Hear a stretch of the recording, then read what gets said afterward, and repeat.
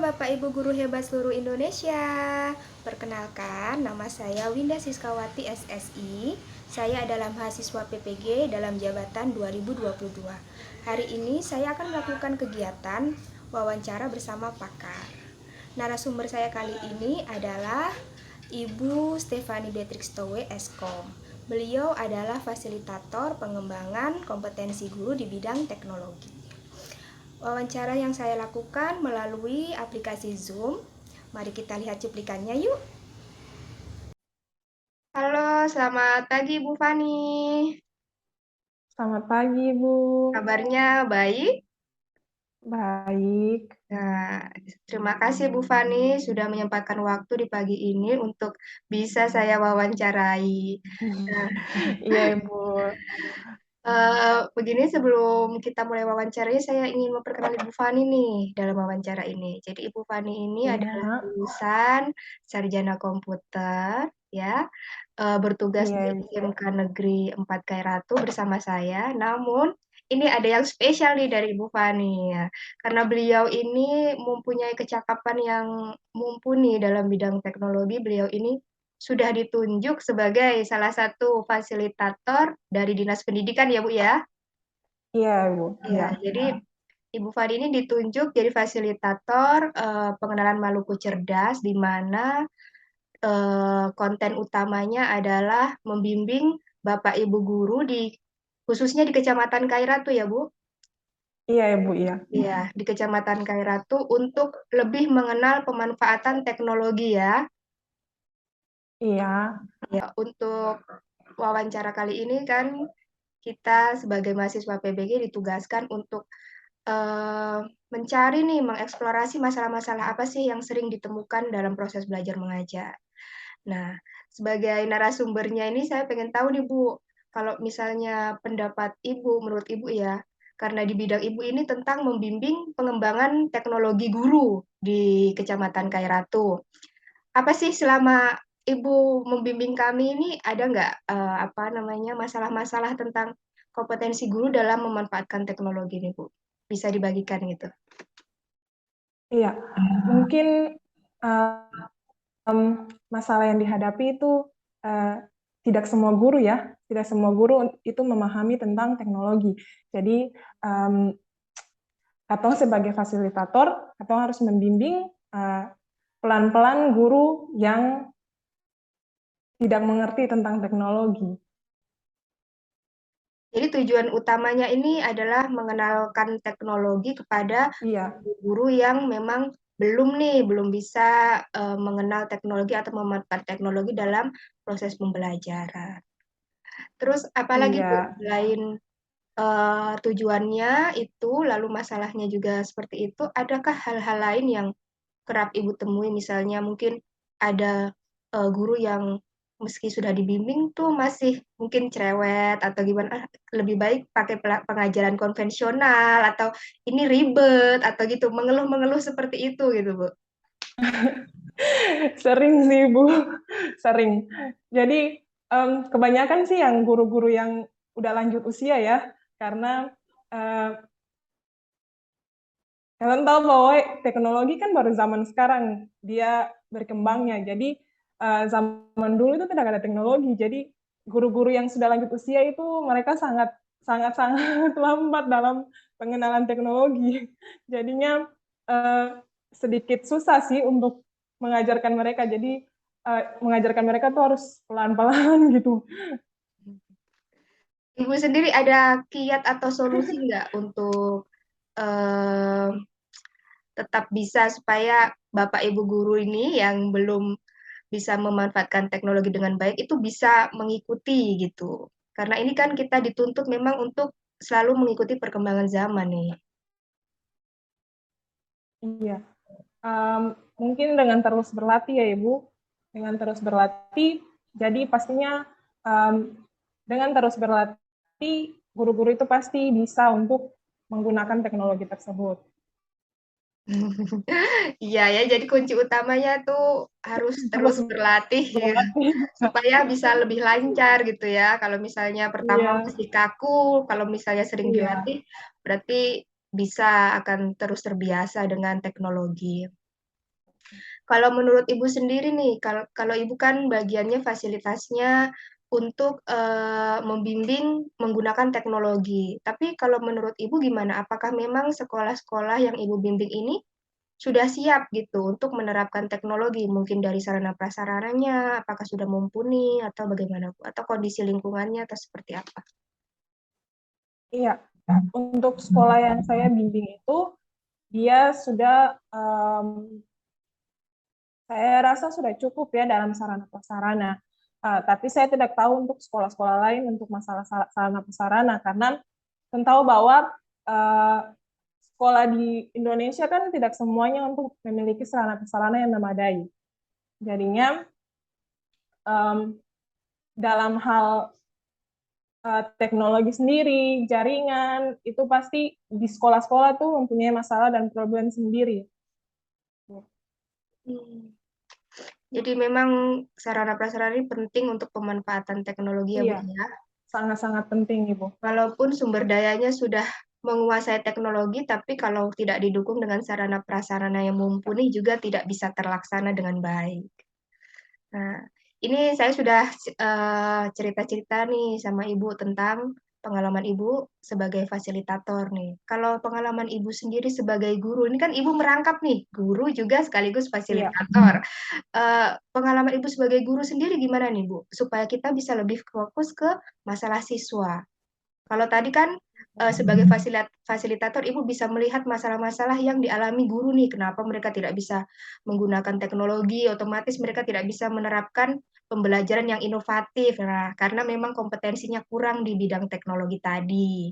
Lalu kalau masalah dari siswanya gimana, Bu? Kira-kira gimana? Kan kita misalnya sudah siap nih sebagai guru, sudah punya kompetensi yang cukup untuk melakukan pembelajaran inovatif. Ternyata tidak bisa optimal karena siswanya nih yang kurang. Kira-kira sebagai guru juga, apa yang biasa Ibu temukan di siswa Ibu nih di mata pelajaran teknologi informasi ya, Bu ya? Iya, Ibu. Um, Masalah yang sering dihadapi sih karena saya sendiri, kita berdua sekolahnya di kabupaten ya, Kabupaten Kairatu, di mana uh, ada beberapa siswa yang tempat tinggalnya itu tidak memiliki jaringan internet yang cukup memadai. Jadinya uh, siswa tersebut juga um, sangat susah untuk dalam pemanfaatan teknologi. Dan juga di sekolah sendiri, sarana prasarana dalam hal ini komputer itu uh, kurang ya Ibu. Jadi kurang ada pemanfaatan teknologi di sekolah untuk siswa. Jadi ya siswa juga sangat susah untuk dalam memahami teknologi itu sendiri. Tapi kalau misalnya untuk kekurangan signal, ini kan bisa kita kategorikan di pemanfaatan teknologi informasi ya, Bu ya. Tapi apakah ketika mereka menyerap mata pelajaran komputer dari Ibu ini ada masalah gitu? Mungkin mereka tidak mengerti, oh ini maksudnya daring itu apa, misalnya seperti itu. Adakah masalah-masalah seperti itu? Nah, ada sih Ibu. Jadi uh, teknologi itu kan uh, baru untuk siswa. Jadinya uh, sepintar-pintarnya saja gurunya untuk mengajarkan bagaimana pelan-pelannya mengajarkan teknologi itu seperti ini. Jadinya pasti selalu ada siswa yang bertanya-tanya bahwa apa sih teknologi itu, apa sih daring itu. Jadi katong selaku guru itu, apalagi guru teknologi itu bertugas untuk mengajarkan bagaimana teknologi itu seperti apa gitu. Jadi sebenarnya siswa ini pemahamannya untuk bidang teknologi cukup Itu mampu masih ya, Bu ya? stuck Atau masih ya, kurang? masih kurang ya Bu, masih kurang. Oh, masih kurang ya. Cuman mereka nih cuman istilahnya yang bisa pakai HP ya karena terbiasa, tapi tidak tahu Iya, teoritis gitu ya, Bu ya? iya Iya. Ibu. Jadi secara teoritis itu nggak mengerti sebenarnya teknologi itu apa. Iya, Cuman bisa memanfaatkan karena terbiasa menggunakan HP misalnya seperti itu ya Bu ya. Iya. Tapi secara teoritisnya memang belum cukup lah istilahnya seperti itu. Lalu selain masalah dengan daya pemahaman siswa yang seperti itu, eh, apa saja sih Bu solusi yang biasa harus Ibu lakukan gitu? Atau misalnya jika siswa ini tidak memahami pengajaran Ibu gitu, kira-kira Ibu harus bagaimana? Biasanya apa yang Ibu lakukan gitu? Nah, biasanya saya akan memanfaatkan teknologi ya Ibu, dengan membuat sebuah materi yang kreatif, agar membuka wawasan para siswa tentang teknologi itu sendiri. Jadi saya membuat materi yang berupa video, foto, agar siswa lebih paham gitu tentang materi itu. Jadi lebih ke materi pendalaman Uh, lagi ya dalam bentuk video iya, atau foto. pendalaman materi, ya. Iya, makasih sekali nih Bu. Ini berarti di mata pelajaran manapun juga pasti ada masalah-masalah seperti hal-hal yang sudah kita bahas tadi. Iya, Ibu. Lalu kita kembali lagi ke guru nih Bu. Kan seperti yang tadi saya bilang, mungkin guru-guru senior atau bahkan ada juga yang guru-guru baru seperti kita generasi yang memang sebenarnya sudah terbiasa dengan teknologi itu ketika diajari materi baru tentang teknologi mungkin guru harus menggunakan Microsoft Teams misalnya mereka kadang-kadang mengeluh kenapa sih harus pakai ini ribet seperti itu. Dan istilahnya bisa dibilang motivasi guru sendiri untuk menjadi lebih baik itu rendah. Kira-kira kiat apa sih Bu supaya kita sebagai guru ini entah berapa usianya itu tetap ingin belajar, berkembang menjadi yang lebih baik gitu Bu. Iya, mungkin dari gurunya sendiri ya Ibu. Eh, Kalau saya ada keinginan atau tidak ada keinginan untuk maju, ya bagaimana gurunya mau maju. Jadinya dari diri sendiri aja Ibu. Eh, Keinginan diri sendiri kalau mau maju ya harus pintar-pintarnya mengikuti pelatihan-pelatihan tentang teknologi, Bu. Hmm. Jadi harus sering ikut pelatihan, Iya, sering ikut sering ikut seminar-seminar gitu pelatihan. ya. Iya, Jangan bosan-bosan terus belajar walau sudah jadi guru. iya, itu sudah Ibu. Ya Bu, jadi ini memang dilematis sekali ya untuk para guru tetap harus lebih berkembang di zamannya yang Iya, sekarang harus lebih canggih lagi dengan cara iya. belajar yang memang disesuaikan dengan era digital. Kemudian Bu, ini ada satu problema ya yang menurut saya juga bisa kita bahas bersama itu apakah eh, kondisi lingkungan di sekolah itu juga bisa mempengaruhi hal-hal yang tadi, Bu. Mungkin semangat siswa belajar atau semangat guru belajar atau seperti itu, Bu. Menurut Ibu bagaimana kondisi lingkungan sekolah? Iya, Ibu. Menurut menurut saya kondisi lingkungan juga mempengaruhi ya Ibu, mempengaruhi dalam minat siswa dan guru untuk belajar mengajar Ibu. Jadi kalau lingkungannya kurang memadai, lingkungannya kurang mendukung, eh, itu dapat menurunkan motivasi belajar, terutama bagi siswa. Jadi menurut saya lingkungan sekolah sangat-sangat berpengaruh dalam memotivasi siswa atau guru dalam proses belajar mengajar. Ya, Bu. Ini sekedar ini apa saran yang bisa Ibu berikan nih untuk sekolah-sekolah yang mungkin eh, mohon maaf masih sarana prasarannya masih kurang, tapi tetap bisa supaya tetap bisa bersaing dengan sekolah-sekolah yang sudah mempunyai sarana prasarana itu lebih baik gitu. Kira-kira saran apa Bu gitu? Ya, mungkin saran saya itu untuk sekolah yang mempunyai sarana prasarananya kurang memadai, um, mungkin saran saya itu dengan memanfaatkan teknologi yang ada aja. Misalnya video-video daring yang ada, itu bisa diputar bersama, bisa ditonton bersama, sehingga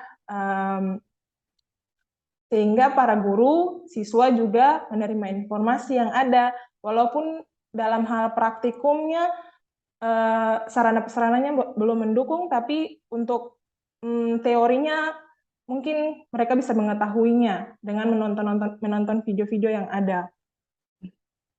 Jadi ini intinya walaupun sekolah juga berkebatasan dalam sarana prasarana, tapi sumber dayanya jangan mau terbatas gitu ya Bu ya. Jangan mau terbatas Iya, dengan Ibu. keadaan, harus selalu berinovasi, mencari cara untuk mengatasi masalah-masalah yang ada di lingkungannya. Ya luar biasa sekali Bu Iya. ini. Terima kasih untuk waktunya dan sebelum kita tutup wawancara ini nih Bu, boleh nggak kita minta saran atau kata-kata motivasi yang biasanya nih bisa bikin Ibu semangat lagi ya? Ada nggak yang bisa disampaikan Bu? Iya, saran saya sih terus termotivasi untuk belajar agar katong punya ilmu yang tidak akan terbatas. Luar biasa sekali. Jadi jangan pernah berhenti belajar supaya ilmu Iya, itu tidak pernah terbatas. Iya, makasih sekali Bu. Ini sangat iya, menginspirasi sekali. sama-sama Ibu.